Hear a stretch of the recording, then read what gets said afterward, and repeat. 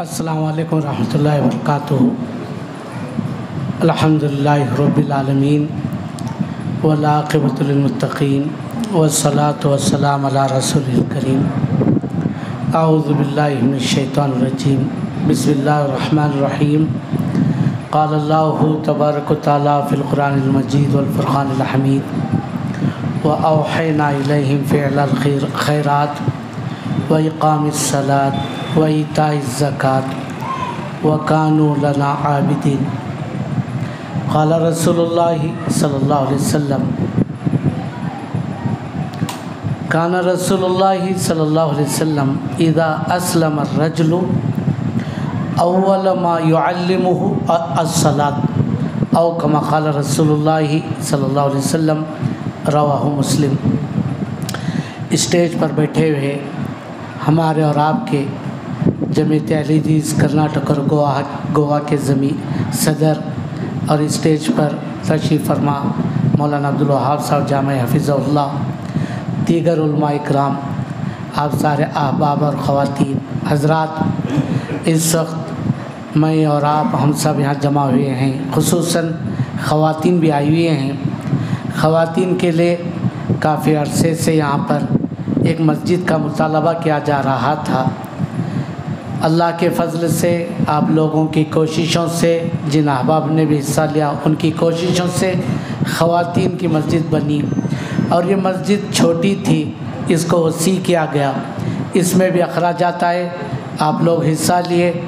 دیکھیں، مسجدیں اسی طرح بنتی ہیں، ایک دوسرے کے تعاون سے، ایک دوسرے کی کوشش سے مسجدیں بنتی ہیں، اور اللہ تبارک تعالیٰ مسجدیں بنانے والوں کے لیے بڑی ہی امید دلائی ہے اور ان کے لیے خوشخبری سنائی ہے۔ انما یامر مساجد اللہ، قرآن مجید کی لمبی آیت ہے، مجھے وقت کم دیا گیا ہے۔ مسجدیں بنانے والے کون ہوتے ہیں؟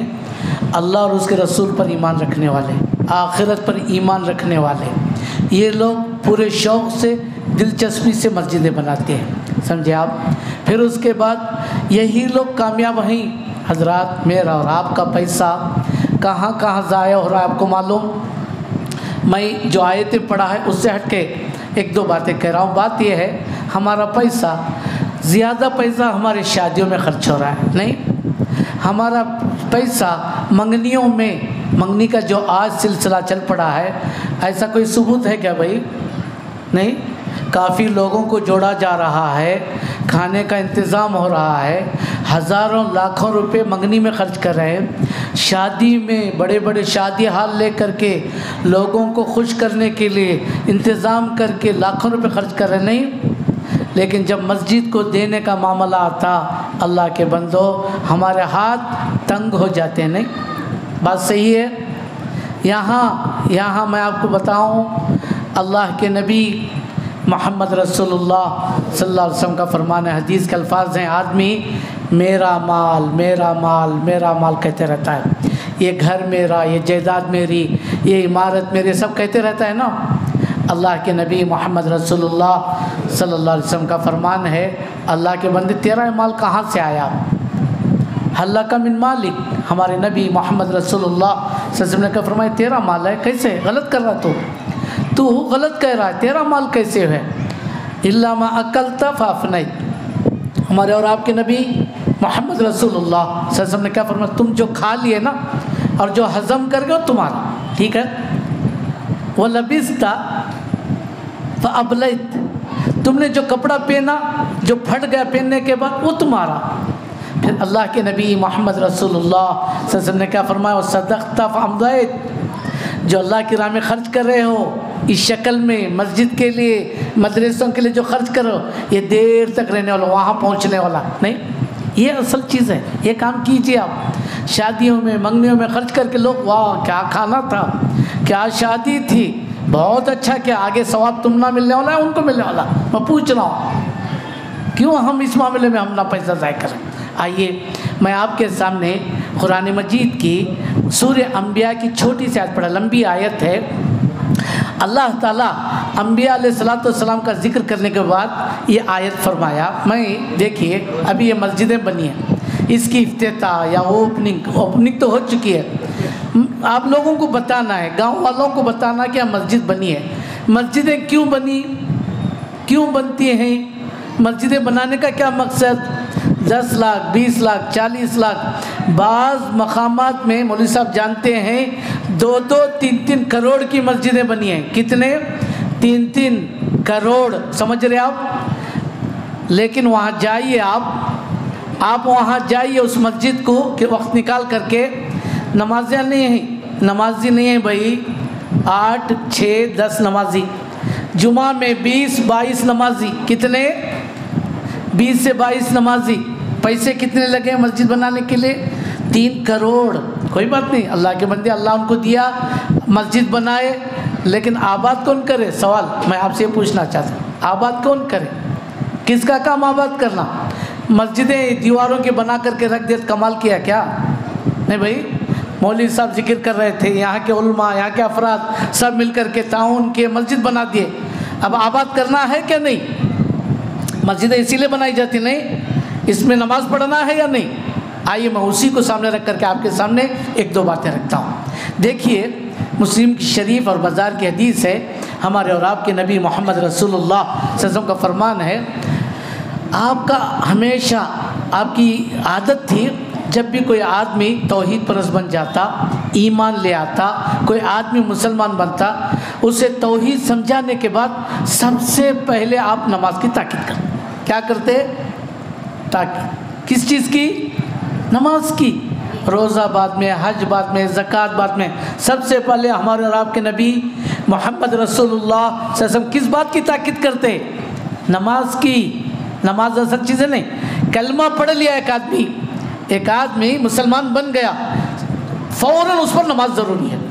ظہر سے پہلے 11 بجے مسلمان ہوا، نہا لے، فوراً ظہر کی نماز پڑھے۔ ظہر کے بعد وہ مسلمان ہوا، عصر کی نماز اس پر فرض ہے کیا نہیں؟ ہے نہیں؟ ہمارے نبی صلی اللہ علیہ وسلم کا یہ معاملہ تھا۔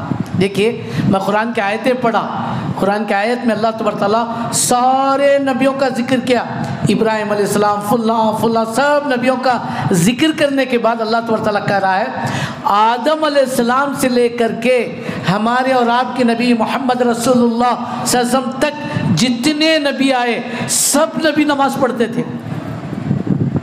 وَأَوْحَيْنَا إِلَيْهِمْ فِعْلَ الْخَيْرَاتِ وَإِقَامِ الصَّلَاةِ، اللہ کہہ رہا ہے ہم سارے نبیوں کی طرف وحی کی کہ وہ نیکی کا کام کریں اور نماز قائم کریں۔ میرے اور آپ کے لیے صرف خاص نہیں ہے، جب سے دنیا وجود میں آئی ہے اس وقت سے نماز قائم ہے اور قیامت تک رہے گی۔ بات سمجھ رہے ہیں؟ ہاں، دیکھیں جتنے نبیوں کا ذکر آیا، انفرادی، اجتماعی، آپ قرآن پڑھیے، حضرت ابراہیم علیہ السلام اپنے لیے، آنے والی نسلوں کے لیے دعا کر رہے ہیں، ربی جعلنی مقیم الصلاۃ ومن ذریتی، اللہ مجھے نمازی بنا۔ وہ یہ نہیں کرے اللہ مجھے مالدار بنا، اللہ مجھے دولت مند بنا، اللہ مجھے شہرت دے، اللہ مجھے عہدہ دے۔ ابراہیم علیہ السلام کیا دعا کر رہے ہیں؟ اللہ مجھے نمازی بنا، میرے اولاد کو نمازی بنا، آنے والی نسلوں کو نمازی بنا۔ یہ اصل میری اور آپ کی فکر، میری اور آپ کی تڑپ، میرے اور آپ کے اندر جذبہ کس چیز کا ہونا؟ میں نماز پڑھوں، میرے اولاد بھی پڑھے۔ میں آپ کو بتاؤں، یہاں خواتین بیٹھی ہیں، عورتیں بیٹھی ہیں، سن رہی ہوں گی، بچہ نماز پڑھے یا نہ پڑھے، شوہر نماز پڑھے یا نہ پڑھے، بھائی اور بیٹا نماز پڑھے یا نہ پڑھے، صبح میں 7 بجے 7:30 بجے بچے کو اسکول کو جانا ہے، فوراً بچے کو اٹھائے گی، کسی شکل میں، کسی بھی شکل میں سمجھا کر کے، پیار سے، غصے سے بچے کو ضرور اٹھائے گی۔ اور شوہر کو، باپ کو بچے کو اسکول چھوڑنا، جی دیر ہو جائے گی، غیر حاضری لکھی جائے گی، کس کے لیے؟ اسکول کے لیے۔ کیا یہی جذبہ، یہی شوق ہمارے خواتین میں نہیں آ سکتا؟ ہمارے مردوں میں جذبہ نہیں آ سکتا؟ بولو تو صحیح۔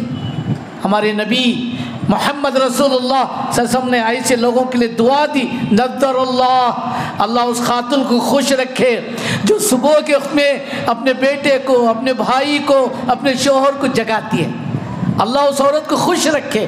کتنی خوش نصیبی، ہمارے نبی نے دعا دی، لیکن کہاں ہے یہ معاملہ؟ یہ کہاں ہے معاملہ؟ دیکھیں، آپ پڑھیے، قرآن پڑھیے، حضرت اسماعیل علیہ السلام ان کا طریقہ تھا کیا؟ وَكَانَ يَأْمُرُ أَهْلُهُ بِالصَّلَاةِ، وہ خود بھی نماز پڑھتے، اپنے بیوی بچوں کو نماز پڑھاتے۔ وہ خود بھی نماز پڑھتے، اپنے بچوں کو نماز پڑھاتے تھے، لیکن آج وہ معاملہ نہیں۔ صبح کی نماز میں کتنے ہوتی بھائی؟ صبح کی نماز میں کتنے ہوتی؟ 6 8 10 نہیں، ہر مسجد میں، کسی بھی مسجد میں جائیے آپ، کسی مسجد میں اللہ ماشاءاللہ 15 20 ہوتے بہت بڑی بات، ورنہ صبح کی نماز میں رہتی ہیں۔ کیا وجہ ہے؟ کیا صبح کی نماز معاف ہے؟ کسی افسوس کی بات ہے نہیں؟ غور کیجیے آپ، کتنے افسوس کی بات، جب بھی کسی نبی پر کوئی آزمائش آئی، کوئی مصیبت آئی، کسی اور جگہ نہیں گئے، یہ نماز کی طرف لوٹے۔ آج ہم پر آزمائشیں آ رہے ہیں، مصیبتیں آ رہے ہیں، مسجدوں کو توڑا جا رہا ہے، اذان سے روکا جا رہا ہے، ہم کیا کریں؟ فلاں پارٹی کو لائیں تو ہوگا، فلاں شخص کو لائیں گے تو یہ مسئلہ حل ہوگا، فلاں کو کامیاب کریں گے تو مسئلہ حل ہوگا۔ یہ مسئلے ایسے نہیں حل ہوتے۔ مسئلے کیسے حل ہوتی؟ کتنی بھی مصیبت آئے، اللہ کی طرف بندہ لوٹے، اللہ مصیبتیں دور کرتا ہے۔ سنا ہوگا آپ نے، حضرت زکریا علیہ السلام کا اولاد نہیں تھی، سمجھے آپ، بوڑھے ہو گئے تھے، بال سر کے بال سفید ہو گئے تھے، دعا کرتے کرتے تھک گئے، کہنے لگے اللہ مجھے ایک صالح اولاد دے، ربی ہب لی ذریۃ طیبہ، اللہ مجھے اولاد دے۔ بوڑھاپے میں، کب معلوم؟ نماز پڑھ کر کے، نماز کے لیے، نماز دعا کر کے نماز میں کھڑے ہوئے، نماز اللہ کے لیے مانگنے کے لیے، اللہ میری دعا قبول کرے گا، میں نماز سے قریب ہوں گا تو اللہ میری دعا قبول کرے گا، میری مصیبت کو دور کرے گا، میری آزمائش کو دور کرے گا۔ کون؟ زکریا علیہ السلام۔ آج ہمیں اولاد نہیں ہے، مصیبتیں آ رہے ہیں، مشکلات دور آ رہے ہیں، اللہ کے قریب آنے کے بجائے، مسجد کے قریب آنے کے بجائے کہاں کہاں ہم جا رہے ہیں؟ غور کیجیے آپ، کیا ہماری مصیبتیں دور ہوں گی؟ ہاں، اب آپ کو میں ایک سامنے بتاؤں، زندگی میں ہمارے نبی محمد رسول اللہ صلی اللہ علیہ وسلم نے کیا فرمایا؟ کلمہ پڑھنے کے بعد پہلے نماز نہیں، قیامت کے دن بھی، حشر کے میدان میں بھی سب سے پہلے نماز کے بارے میں پوچھا جائے گا، نہیں نہیں بھائی، زکوٰۃ کے بارے میں، روزے کے بارے میں پوچھا جائے گا کیا؟ نہیں، سب سے پہلے نماز۔ ان اول ما یحاسب به العبد، بولیے الصلاۃ، سب سے پہلے نماز کے بارے میں۔ قیامت کی تیاری نہیں کرنا چاہتے ہم، حشر کے میدان کی تیاری نہیں کرنا چاہتے ہم، نماز میں ہم کمزور، نماز کے معاملے میں بات لمبی، میرا وقت ختم ہو رہا ہے۔ دیکھیں ہمارے نبی محمد رسول اللہ صلی اللہ علیہ وسلم کا فرمان ہے، آج بڑی آزمائش ہے، سفر میں آدمی نکلا بھروسہ نہیں واپس آئے گا، معاملہ چنگ ہو رہی ہے، نہیں، لوگ 4 6 جمع ہوئے پکڑ کے مار دے رہے ہیں، قتل کر دے رہے ہیں، ہو رہے نہیں، ہجوم حملے ہو رہے ہیں کہ نہیں؟ کوئی کسی کو مار دیا، ٹرین میں آدمی سفر کر رہا ہے، اس پہ حملہ، اور کوئی بھروسہ نہیں، کوئی بھروسہ نہیں ہے، بھروسہ نہیں۔ لیکن ہمارے نبی محمد رسول اللہ صلی اللہ علیہ وسلم نے اپنے جان کی، مال کی حفاظت کی ذمہ داری دی۔ ہمارے نبی محمد رسول اللہ صلی اللہ علیہ وسلم کا فرمان ہے، من صلی صلاۃ الصبح فهو فی ذمۃ اللہ، فهو فی ذمۃ اللہ۔ سنیے آپ، میرے اور آپ کے نبی محمد رسول اللہ صلی اللہ علیہ وسلم کا فرمان ہے، جو آدمی صبح کی نماز پڑھ لیتا وہ اللہ کے امان میں ہوتا ہے۔ حضرت شیخ قرطبی رحمۃ اللہ علیہ فرماتے ہیں، اللہ کے پڑوس میں پہنچ جاتا ہے، اللہ اس کی حفاظت میں لے لیتا ہے، اللہ ہر لحاظ سے اس کی حفاظت کرتا ہے۔ کون؟ جو صبح کی نماز پڑھتا ہے۔ میں اور آپ پڑھتے ہیں؟ اللہ کے نبی محمد رسول اللہ صلی اللہ علیہ وسلم کا فرمان ہے، ابو داؤد کے حدیث ہے، ثلاثۃ کلہم ضامن علی اللہ۔ ہمارے اور آپ کے نبی محمد رسول اللہ صلی اللہ علیہ وسلم کا فرمان ہے، 3 آدمی جن کی حفاظت کی ضمانت اللہ تبارک تعالیٰ لے رہا ہے، ان میں سے وہ آدمی رجل راح الی المسجد، وہ آدمی جس کا گھر دور ہے۔ اصحاب رسول ہے نا، مسجد کو آباد کرنے کے لیے مسجد نبی کے قریب، مسجد خبا کے قریب دوڑ کر کہتے ہیں، اللہ کے نبی ہم یہاں گھر بنانا چاہتے ہیں، نماز پڑھنے کے لیے، وقت پر نماز پہنچنے کے لیے ہم گھر یہاں بنانا چاہتے ہیں۔ اللہ کے نبی نے فرمایا نہیں، تم جنگل میں وہیں رہو، کھیت میں ہو وہیں رہو، دور ہو وہیں رہو، جتنے دور سے چل کر کے آؤ گے نا اتنے قدم تمہارے لیے لکھے جائیں گے۔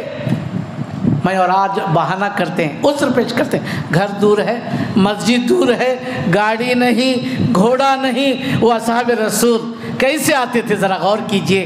نبی محترم صلی اللہ علیہ وسلم نے ایسے لوگوں کے لیے خوشخبری سنائی جو دور سے آتے ہیں، بارش میں آتے ہیں، اندھیرے میں آتے ہیں، تکلیف اٹھا کر کے اللہ کے گھر کو آباد کرتے ہیں۔